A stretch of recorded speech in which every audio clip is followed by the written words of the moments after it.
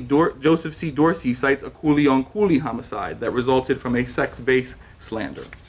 One coolie accused the other of being a homosexual prostitute, que él servía de mujer a todo el mundo. Mauricio I appealed to Mauricio II to stop defaming his character. Because Mauricio II did not, Mauricio I decapitated him. Mistreatment, excessive punishments, labor exploitation, wage demands, property struggles, and slights to masculine pride determined the course of collective and individual Chinese acts of self-determination in Cuba. It is unclear why Cuban authorities exiled convicted Chinese. Few inmate files explicitly ordered exile. Asiatico Ascasio, for example, was absolutely prohibited from returning to Cuba for collaborating with 10 other coolies in the murder of overseer Don José Dolores Bernal. Ascasio and others accused the overseer of unjust treatment, suggesting he maldistributed food and clothes. What is more, Bernal flogged them to the point of bruising and ecchymosis when blood seeps into the tissues from ruptured blood vessels. The Junta de Información, the Spanish administrative body charged with guiding the remaining Spanish Caribbean colonies through the process of economic, political, and social reform between 1865 and 1867, sheds light on the possible rationale of exile. When dealing with idle free blacks, exile is the most exemplary form of punishment because nothing affects them more than finding themselves away from the country, the Junta de Información reported. Murder was thought to be a crime especially suited for exile, an exemplary punishment in the sense that it disrupted familial, interpersonal, and natal ties to Cuban soil.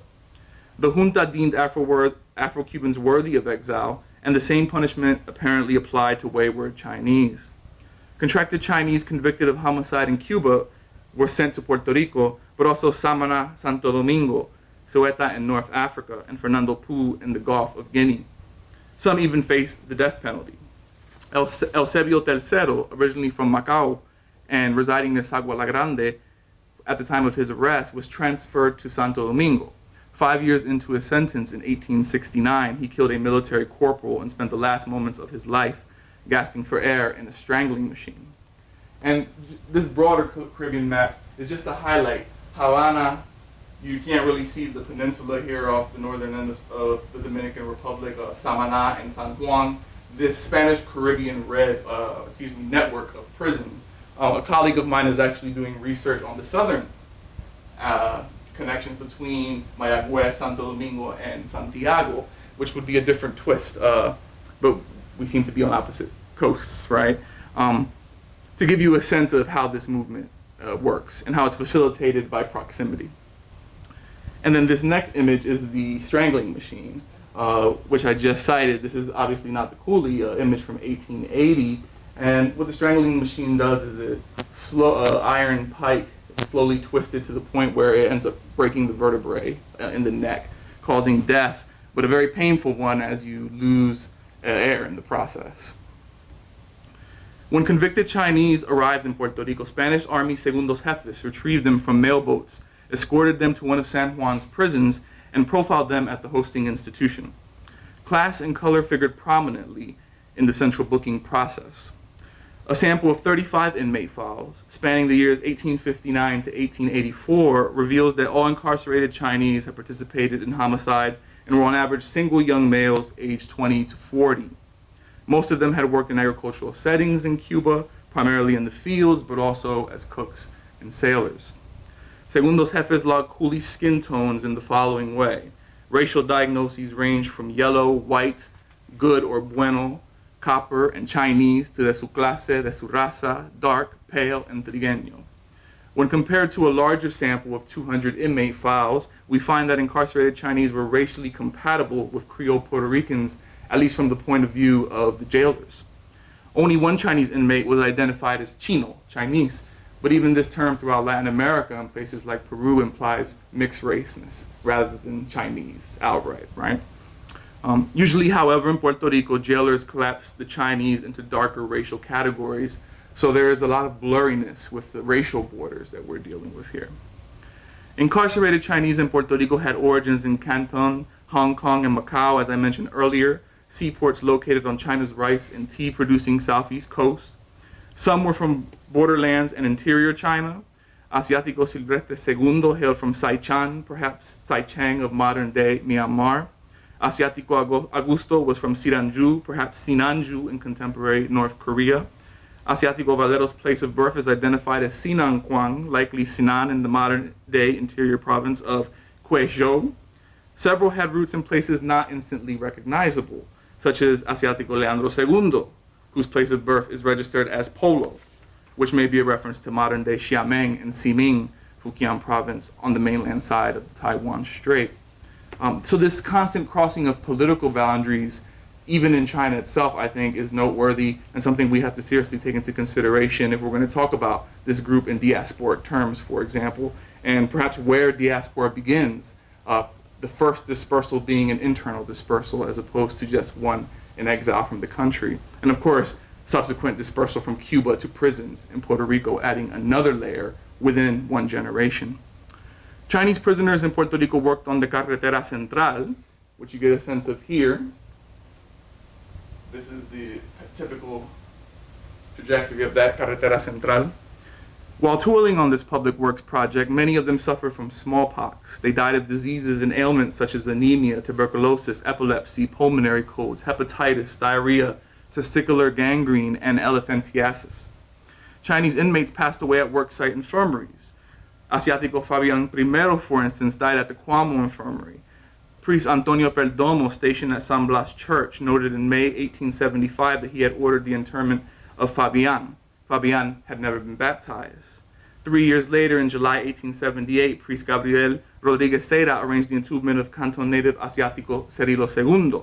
This infidel prisoner, he put it, was buried in the church graveyard, but in an area for non-Catholics. So in the sense of moral and religious borders, we also get a sense of some crisscrossing going on within the Puerto Rican context. The burial of Chinese inmates in Puerto Rican graveyards is suggestive of their restricted mobility and the unfreedom that characterized their lives once on the island. So are the limits placed on their movement after being released from prison. Chinese who survived their lengthy prison sentences often chose to stay in Puerto Rico. They petitioned for and oftentimes received residency in San Juan and other municipalities. Of the 35 inmate files that I consulted for this paper, 17 corroborate a desire to stay in San Juan, 2 in Ponce, 3 in Rio Piedras, 1 in Cuamo, 1 in Ay Bonito, 1 in Calle, all of these municipios along La Carretera Central.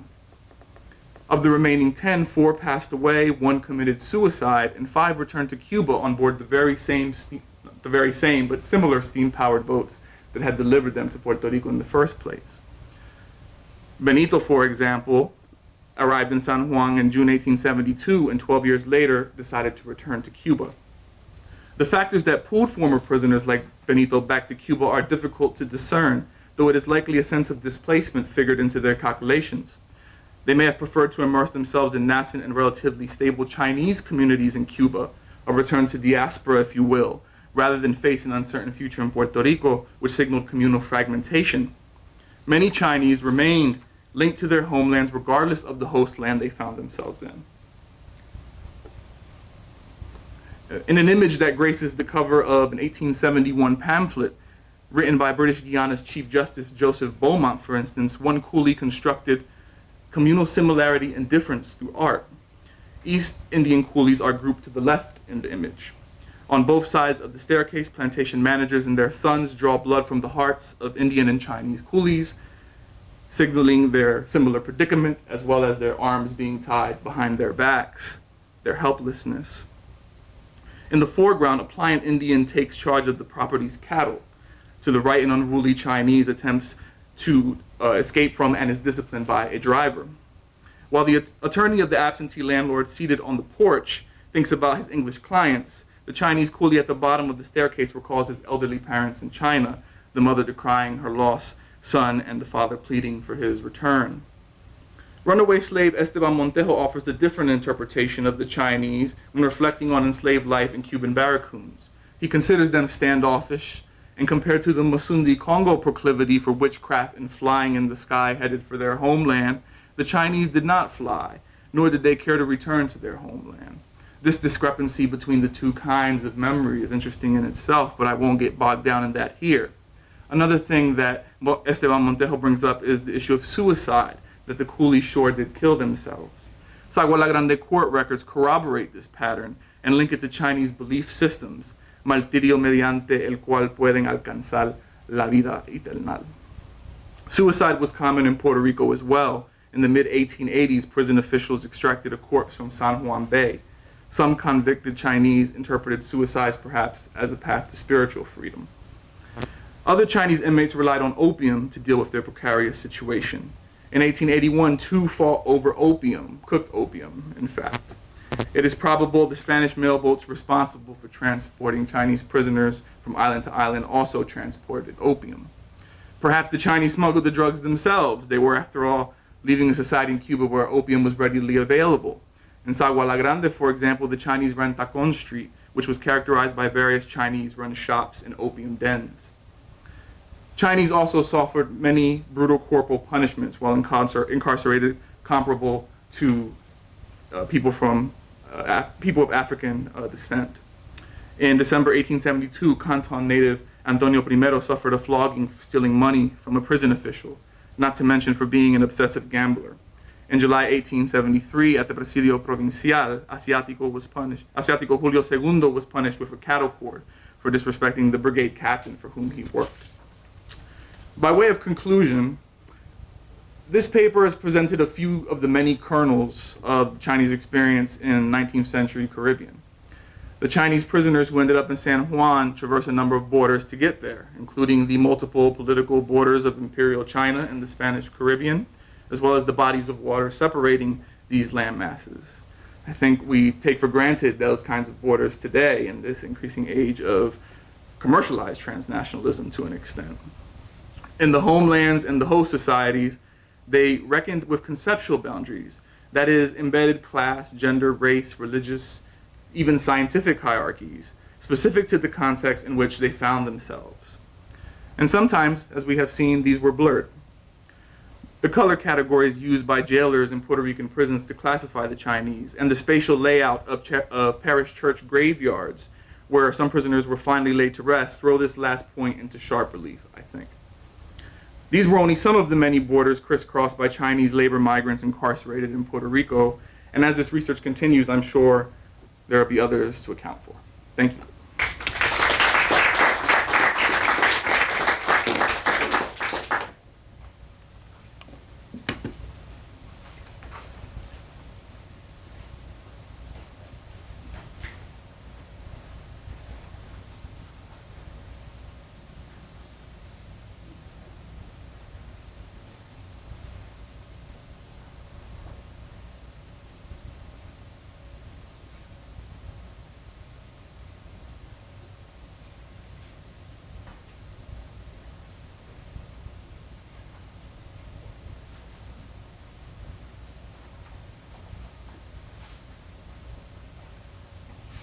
Do I have to read here, or can I sit wherever you would like?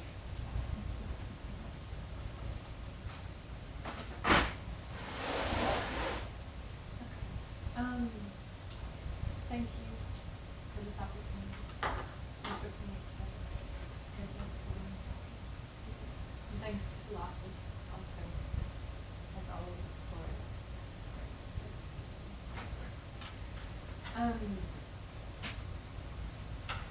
So I'm going to read a paper, and it's kind of in a different tone than the presentations that have happened so far. I work with literature, so it has a literary effect to it.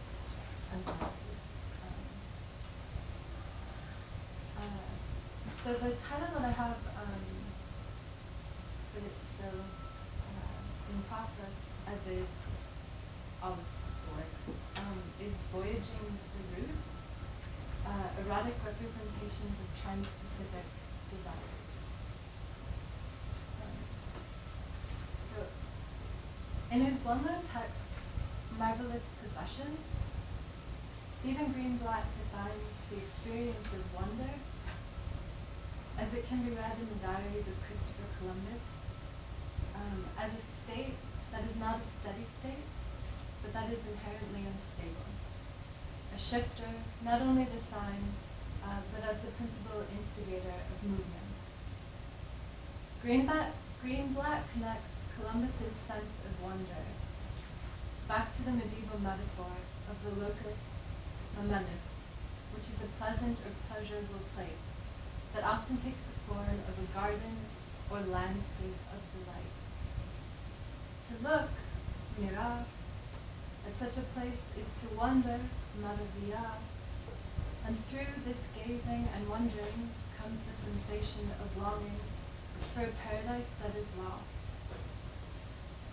This lost garden erupts as a symbol of erotic desire that is then chased or projected into an imaginary landscape or onto any ready territory that can be seen as a newly discovered garden of delights that may lay upon the horizon line of the ocean or atop the icy and snowy peak of a mountain.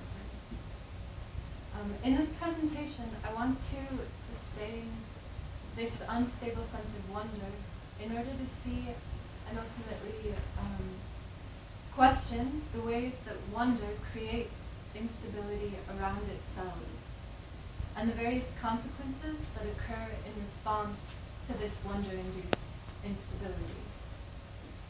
I'm interested specifically in the reactive urge to grasp versus the reactive gesturing that Edward Glissant terms as one that gives on and with, which is kind of a strange translation of the term donner avec. And this tries to relay the concept of understanding into a world of relation, translating, contesting, reacting, but that defines understanding not as an appropriative seizing, but as a bending or a giving that simultaneously yields as it looks out towards.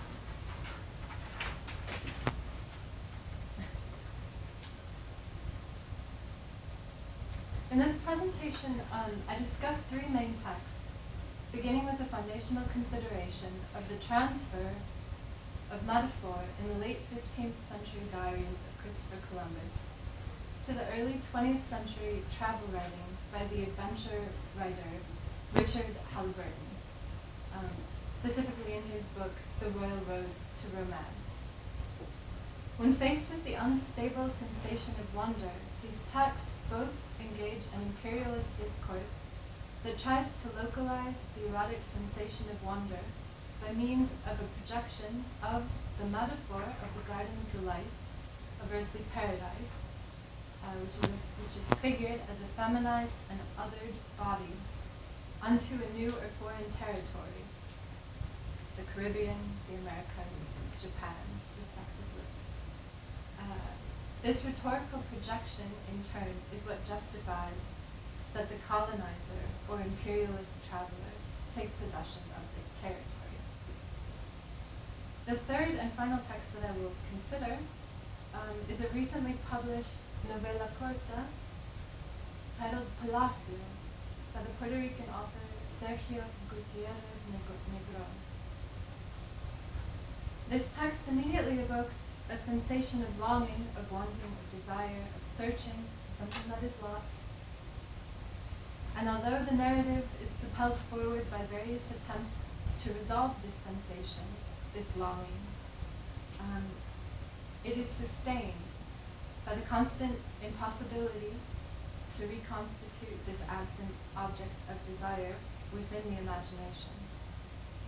The sensation of longing evoked in Palacio dialogues with the sense of wonder in the diaries of Columbus, but where Halliburton's narrative, travel narrative, attempts to discursively and physically grasp or satisfy the sensation of unstable wondering by rooting it, planting it, or attaching it to a specific and therefore conquerable locality, such as Mount Fuji in Japan or an island in the Caribbean. The narration in Palacio instead takes up the undoing of the metaphorical space of the garden, fragmenting it and dislocating it, along with the discourse, the narrative, that seemingly used to hold this garden space up. I frame this as a statement, but this is actually still a question. So Richard Halliburton was a man born at the turn of the 20th century in Tennessee, educated at Princeton, who upon graduation declares himself a world traveler, adventurer, and travel writer. And he manages to crisscross the globe and write several books about his misadventures in exotic lands.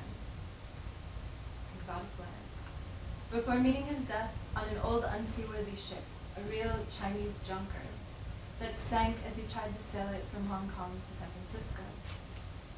In his first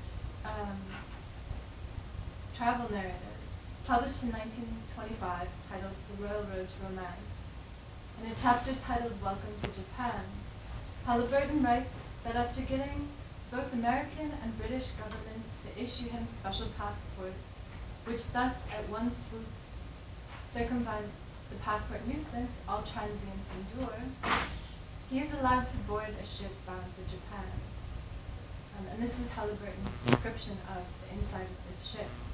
At first it was so dark I could see nothing, only smell the proximity of innumerable Japanese.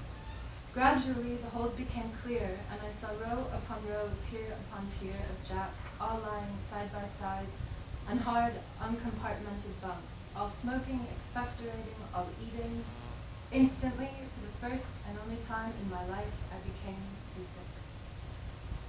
This initial counter between this American adventurer and the Japanese people occurs in the liminal waters of the Japanese Sea as Halliburton leaves Russia behind him and makes his approach towards Japan.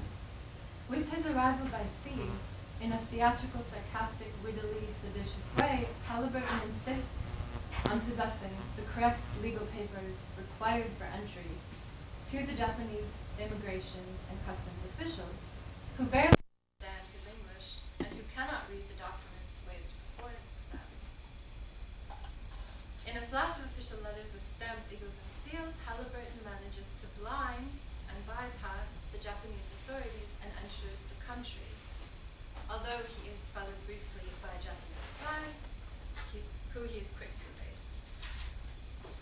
So I'm interested in how this initial moment of encounter sets up what Mario Cesario terms a semiotics of empire, where the narrative self of Halliburton, the traveler, establishes itself over and against the others, the travelese, the Japanese.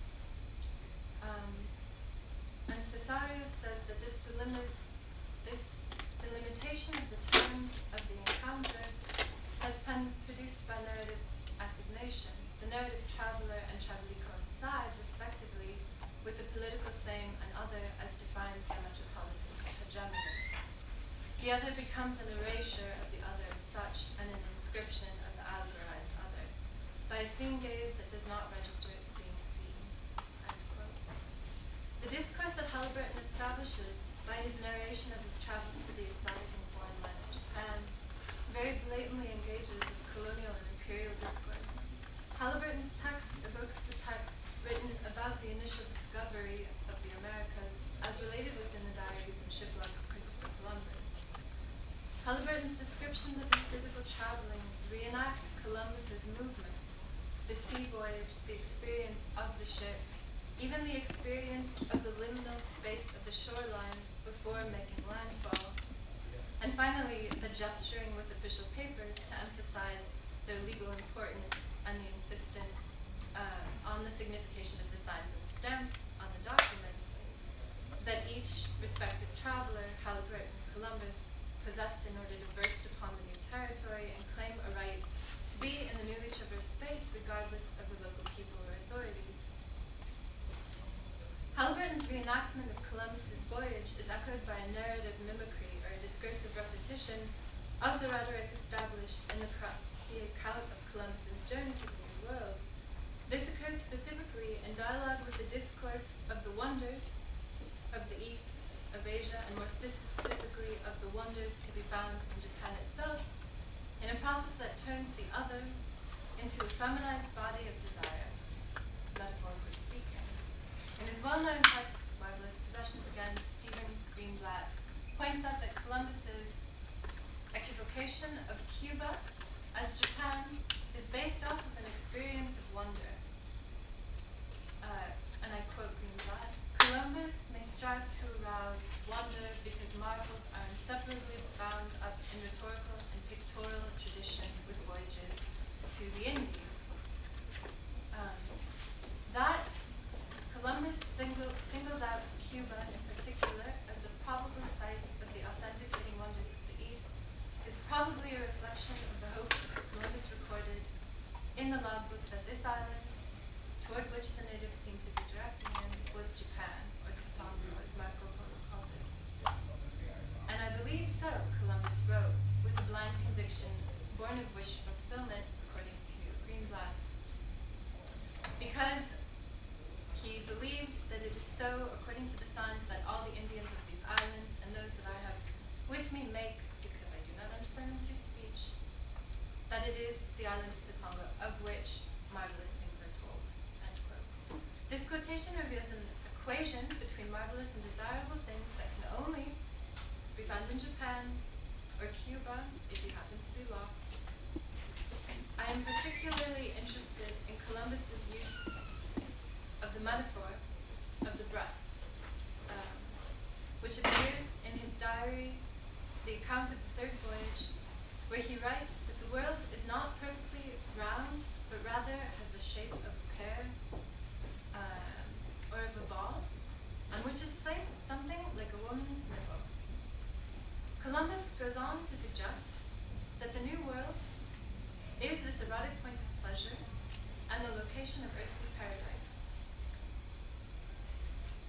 Halliburton